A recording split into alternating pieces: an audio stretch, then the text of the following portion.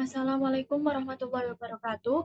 Perkenalkan nama saya Anissa Azhara Putri, NPM 210102026. Di sini saya akan mempresentasikan materi mengenai Markowitz-Mein Variance Model yang bersumber dari Tandalilin Edwardus 2001 Analisis Investasi dan Manajemen Portofolio Yogyakarta BPFE. Selanjutnya kita akan membahas mengenai return dan resiko. Tujuan investor dalam berinvestasi adalah memaksimalkan return tanpa melupakan faktor risiko yang harus dihadapi. Sumber return investasi terdiri dari dua komponen. Yang pertama ada yield, yaitu komponen return yang mencerminkan aliran kas atau pendapatan yang diperoleh secara periodik dari suatu investasi. Lalu yang kedua ada capital gain, yaitu kenaikan harga suatu surat berharga yang bisa memberikan keuntungan atau kerugian yang bagi investor. Dengan rumus, return total sama dengan yield plus capital gain atau loss. Selanjutnya, kita akan membahas mengenai sumber risiko yang mempengaruhi besarnya risiko. Yang pertama ada risiko suku bunga, yaitu perubahan suku bunga akan mempengaruhi harga saham secara terbalik atau ceteris paribus. Jika suku bunga meningkat, maka harga saham akan turun. Dan yang kedua ada risiko pasar, yaitu fluktuasi pasar biasanya ditunjukkan oleh berubahnya indeks pasar saham secara keseluruhan. Yang ketiga ada risiko inflasi, yaitu inflasi yang meningkat akan mengurangi kekuatan daya beli rupiah yang telah diinvestasikan. Yang keempat ada risiko bisnis, yaitu risiko dalam menjalankan bisnis dalam suatu jenis industri. Selanjutnya yaitu yang kelima ada risiko finansial. Semakin besar proporsi utang yang digunakan perusahaan, semakin besar risiko finansial yang dihadapi perusahaan. Yang keenam ada risiko likuiditas, yaitu semakin cepat suatu sekuritas diperdagangkan, semakin likuid sekuritas tersebut. Lalu, yang ketujuh ada risiko nilai tukar mata uang. Berkaitan dengan fluktuasi nilai tukar mata uang domestik dengan nilai mata uang negara lainnya. Yang kedelapan ada risiko negara, yaitu risiko ini bisa disebut juga risiko politik. Lalu yang kesembilan ada risiko sistematis atau risiko pasar. Risiko yang berkaitan dengan perubahan yang terjadi di pasar secara keseluruhan. Yang kesepuluh ada risiko tidak sistematis atau spesifik, yaitu risiko yang tidak terkait dengan perubahan pasar secara keseluruhan. Lalu selanjutnya kita membahas mengenai estimasi return dan risiko sekuritas. Return investasi di masa datang adalah return yang dihadapkan dan sangat mungkin berlainan dengan return aktual yang diterima. Misal seorang investor akan mengharapkan return investasi 10%. Mungkin saja tingkat return aktual yang akan diperolehnya tidak sama dengan 10%, bisa kurang atau lebih. Tingkat return yang diharapkan sebesar 10% hanyalah sebuah angka estimasi yang kenyataannya mungkin bisa di bawah atau di atas angka tersebut. Perlu untuk memperhitungkan besarnya risiko yang terkait dengan investasi pada sekuritas yang bersangkutan. Risiko sebagai sisi dari return menunjukkan kemungkinan penyimpangan antara return yang diharapkan dari return aktual yang diperoleh. Menghitung return yang diharapkan, investor harus perhitungkan setiap kemungkinan terwujudnya tingkat return tertentu atau dikenal dengan probabilitas kejadian. Hasil dari perkiraan return yang akan terjadi dan probabilitasnya disebut sebagai distribusi probabilitas. Dengan rumus ER sama dengan sigma N, I sama dengan 1, R1, RI kali PRI, di mana ER adalah return yang diharapkan dari suatu sekuritas. RI adalah return ke I yang mungkin terjadi, dan PRI adalah probabilitas kejadian return ke I, dan N adalah banyaknya return yang mungkin terjadi. Lalu di sini ada contoh soal, perhitungan yang diharapkan dari suatu sekuritas ABC berdasarkan skenario kondisi ekonomi. Distribusi probabilitas sekuritas ABC dengan ekonomi yang kuat, maka probabilitasnya 0,30 dengan return 0,20, ekonomi sedang probabilitas 0,40, return 0,15, dan resesi probabilitas 0,30 dan return 0,10. Di sini menjadi ER sama dengan 0,30 kali 0,20 ditambah 0,40 dikali 0,15 ditambah 0,30 dikali 0,10 dan hasilnya adalah 0,15. Jadi return yang diharapkan dari sekuritas ABC sebesar 0,15 atau 15%. Metode arithmetic mean adalah metode perhitungan statistik yang bisa dipakai untuk menghitung nilai rata-rata diberi simbol X bar. Maka rumusnya yaitu X bar sama dengan sigma X per N.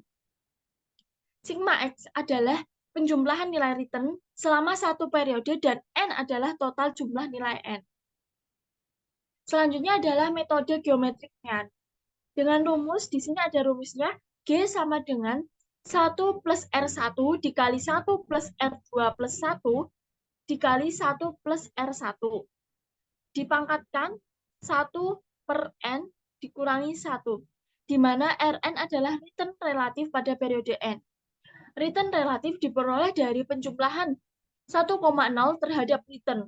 Penambahan 1,0 berguna untuk menghilangkan nilai negatif dalam perhitungan. Geometric mean, perhitungan yang bersifat pelipat gandaan dari aliran return selama periode tertentu, menghasilkan nilai yang lebih kecil, dan merefleksikan variabilitas return dalam suatu periode tertentu. Geometric mean atau arithmetic mean. Di sini, untuk menghitung tingkat perubahan aliran return pada periode yang bersifat serial dan kumulatif 5 atau 10 tahun berturut-turut, sebaiknya yang menggunakan geometric mean. Sedangkan arithmetic mean akan lebih dipakai untuk menghitung nilai rata-rata aliran return yang tidak bersifat kumulatif. Menghitung resiko. Dengan menghitung varians dan standar deviasi return investasi, varians maupun deviasi merupakan ukuran besarnya penyebaran distribusi probabilitas yang menunjukkan seberapa besar penyebaran variabel random di antara rata-ratanya. Semakin besar penyebaran, maka akan semakin besar varians atau standar deviasi investasi. Di sini ada rumusnya. Variance return adalah sigma kuadrat sama dengan RI dikurangi E kali R kuadrat. Standar deviasi sama dengan sigma kuadrat dipangkatkan 1/2. Sigma kuadrat adalah variance return, sigma adalah standar deviasi, ER adalah return yang diharapkan dari suatu sekuritas, RI adalah return ke I yang mungkin terjadi, P kali RI adalah probabilitas kejadian return ke I. Resiko relatif. Resiko relatif ini menunjukkan resiko per unit return yang diharapkan. Informasi resiko yang hanya berupa varians dan standar deviasi kadangkala bisa menyesatkan, terutama jika terdapat penyebaran return diharapkan yang sangat besar. Di sini ada rumusnya, koefisien sama dengan standar deviasi return dibagi return yang diharapkan, sama dengan sigma I per E kali R. Selanjutnya ada analisis resiko portofolio. Jika menambahkan secara terus-menerus jenis ekuitas ke dalam portofolio, maka manfaat pengurangan resiko yang diperoleh akan semakin besar sampai mencapai titik tertentu, di mana manfaat pengurangan mulai berkurang. Semakin besar ukuran sampel, maka akan semakin besar kemungkinan rata-rata sampel mendekati nilai yang diharapkan dari populasi. Rumusnya, varians portofolio adalah sigma P sama dengan sigma I per N pangkat setengah. Diversifikasi. Investor perlu menentukan portofolio hingga risiko dapat diminimalkan tanpa mengurangi return yang diharapkan. Diversifikasi yang dilakukan dengan cara memasukkan semua kelas aset. Diversifikasi random adalah menginvestasikan dananya secara acak pada berbagai jenis saham yang berbeda atau pada berbagai jenis aset yang berbeda, dan harapannya variance return sebagai ukuran risiko portofolio akan diturunkan. Yang selanjutnya ada diversifikasi Markowitz, yaitu jangan menginvestasikan semua dana yang dimiliki hanya pada satu aset saja. Karena jika aset tersebut gagal, maka semua dana yang telah diinvestasikan akan lenyap. Diversifikasi Markowitz. Risiko portofolio tidak boleh dihitung dari penjumlahan semua risiko aset-aset yang ada dalam portofolio, tetapi harus dihitung dari kontribusi resiko aset terhadap resiko portofolio yang disebut covariance.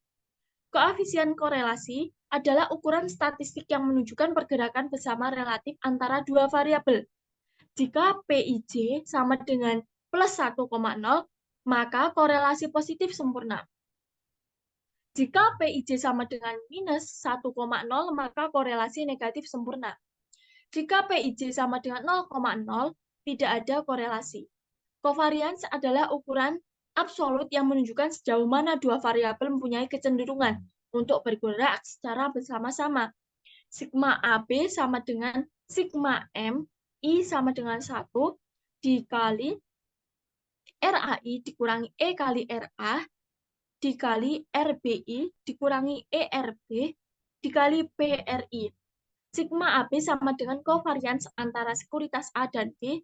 RAI adalah return sekuritas A pada saat I. E kali RA adalah nilai yang diharapkan dari return sekuritas A.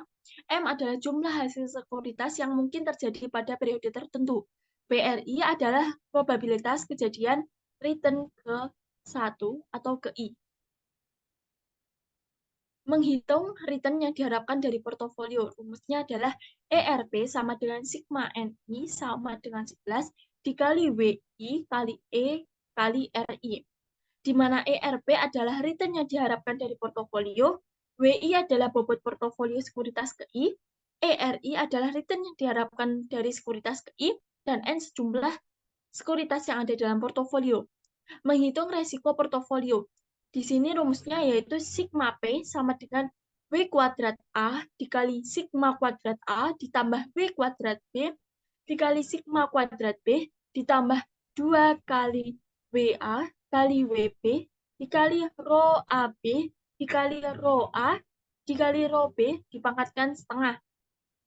Rho P adalah standar deviasi portofolio. WA adalah bobot portofolio pada aset A. Rho AB adalah koefisien korelasi aset A dan B. Model indeks tunggal. RI sama dengan alfa I ditambah beta I dikali RM ditambah EI. RI adalah return sekuritas I, RM adalah return indeks pasar, alfa I adalah bagian return sekuritas I yang tidak dipengaruhi kinerja pasar. Beta I adalah ukuran kepekaan return sekuritas I terhadap perubahan return pasar. EI adalah kesalahan residual. Model indeks tunggal dan Markowitz. Di sini Markowitz menghitung covariance melalui penggunaan matriks hubungan varian covariance yang memerlukan perhitungan kompleks. Model indeks tunggal, resiko sederhana ke dalam dua komponen yaitu resiko pasar dan resiko keunikan pasar. Terima kasih. Sekian presentasi dari saya. Apabila ada salah kata, mohon dimaafkan. Wassalamualaikum warahmatullahi wabarakatuh.